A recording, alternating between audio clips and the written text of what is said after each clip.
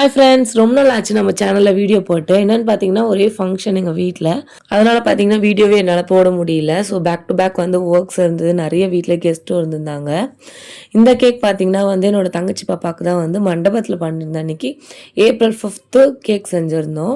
இதில் பார்த்தீங்கன்னா பாப்பாவுக்கு வந்து கேக் சிக்கல்ஸ், கேக் பாப்ஸ் எல்லாமே வந்து செஞ்சுருந்தேன். பாப்பாவோட தீம் பார்த்தீங்கன்னா வந்து லாவெண்டர் கலர். ஸோ அந்த கலர்ஸ்லேயே வந்து எல்லாமே வந்து செஞ்சுருந்தேன்.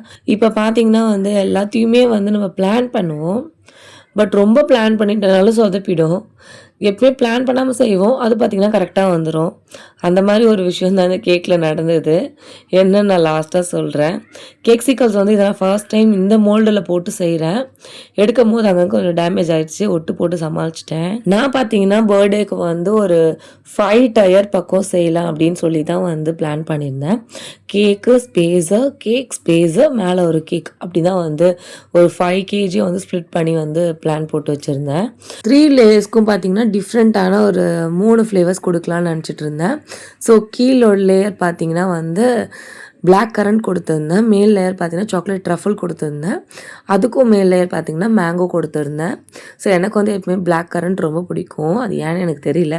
பட் அந்த ஃப்ளேவர் எனக்கு ரொம்ப பிடிக்கும். ஐஸ்கிரீம்னா கூட நான் பிளாக் கரண்ட் தான் போவேன்.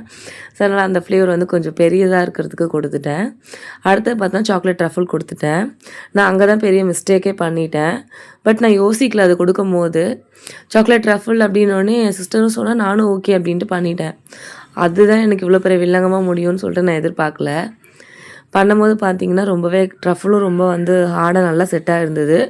ஸோ ஐசிங் பண்ண கொஞ்சம் கஷ்டமாக தான் இருந்தது. பட் ஹாட் வாட்டர் வச்சு நான் ஐசிங் அழகாக பண்ணிட்டேன்.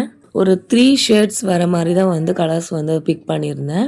இதில் பார்த்தீங்கன்னா டார்க்கர் ஷேட், அதுக்கப்புறம் அதை விட லைட், நெக்ஸ்ட்டு ஒயிட் அந்த மாதிரி போயிருந்தேன். பட் ஐசிங் பண்ணலாம் எனக்கு ஈஸியாக இருந்தது. கடகடன்னு வேலை முடிஞ்சிருச்சு. ரொம்ப அழகாக வந்து ஐசிங் பண்ணி நம்ம எடுத்தாச்சு எல்லா கேக்ஸுமே. டாப் லேயருக்கு மட்டும் சிஸ்டர் வந்து மேலே சாக்லேட் ட்ரிப்பிங் கேட்டிருந்தாங்க. எனக்கு அந்த டார்க் லாவெண்டர் ஒரு அந்த பர்பிளில் வந்து எனக்கு ட்ரிப்பிங் வேணும் அப்படின்னு சொல்லியிருந்தாங்க. ஸோ அதுக்கும் அதே மாதிரி வந்து போட்டு எடுத்தாச்சு. சம்பவம்னுவாங்களே, அந்த சம்பவம் பார்த்திங்கன்னா இதுக்கப்புறம் தான் நடந்தது. என்ன நடந்தது அப்படின்றது நான் வந்து நெக்ஸ்ட் வீடியோவில் சொல்கிறேன் ஃப்ரெண்ட்ஸ். நான் என்ன மிஸ்டேக் பண்ணன்றதும் கண்டிப்பாக நெக்ஸ்ட் வீடியோவில் சொல்கிறேன். எல்லோரும் இந்த வீடியோக்கு லைக் பண்ணுங்கள், சப்ஸ்கிரைப் பண்ணுங்கள், ஷேர் பண்ணுங்கள். நெக்ஸ்ட் வீடியோவில் பார்க்கலாம் ஃப்ரெண்ட்ஸ். ஓகே ஃப்ரெண்ட்ஸ், பாய்.